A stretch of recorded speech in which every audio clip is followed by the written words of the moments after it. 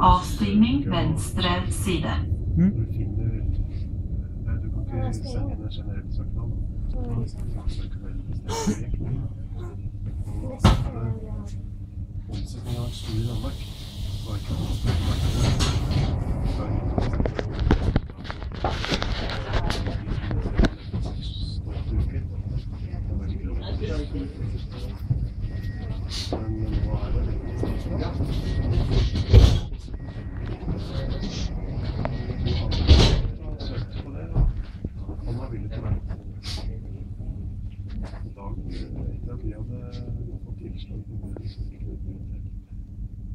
Neste stasjon skøyen.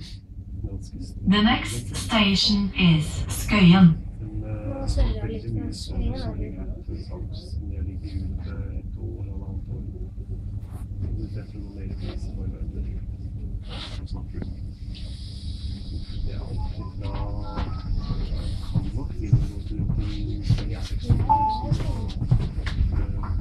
Hallo. En riktig god ettermiddag, og velkommen ombord i dette splittet nye toget, som nå skal ta oss videre til Sandvika, Asker, Drammen, og deretter gjennom Vestfoldbyene til Skøyen. Litt om tilbudene ombord i denne toget. Helt bak i toget, i vogn nummer 1, finner du vår stilleavdeling. Her skal det holdes et lavt lydnivå. Helt foran i toget finner du vår komfortavdeling, og her kan du ta plass mot en tillegg togsommer 90, og får da tilgang til et utvalg av dagens aviser og varme drikker. I hele toget finner du strømuttak, slik at du kan lade din mobiltelefon eller PC.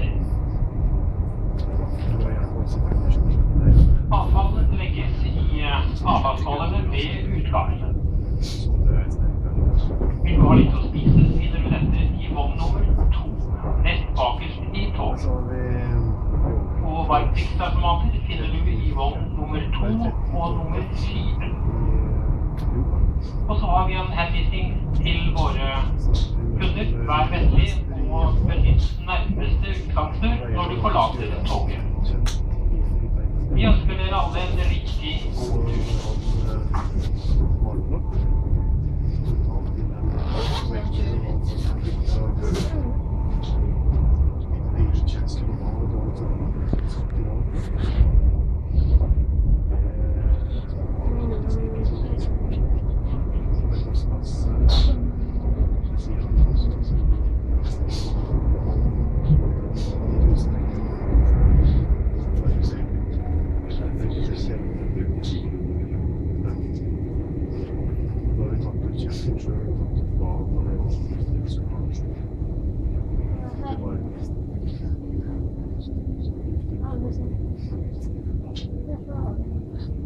Avstigning høyre side.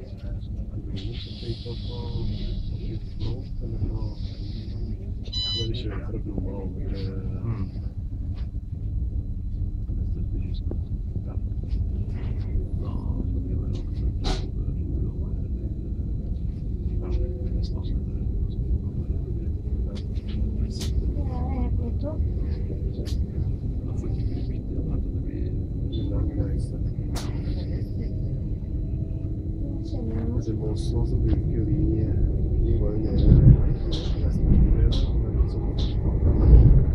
Ja, da var det reiste vi hjemmefra klokka 6 om morgenen. Nei, jeg reiste på en tirsdag og jobbet halv dag på jobben, så reiste vi 5.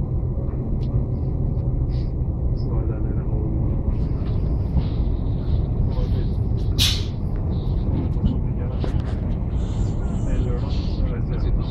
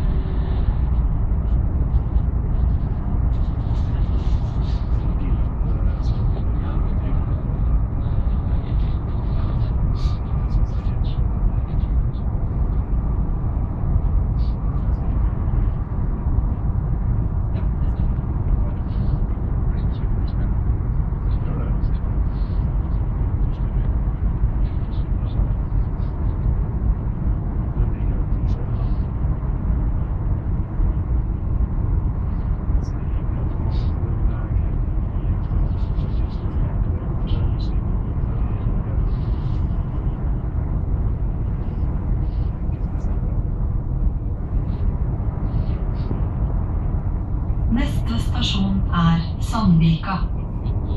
The next station is Sandvika.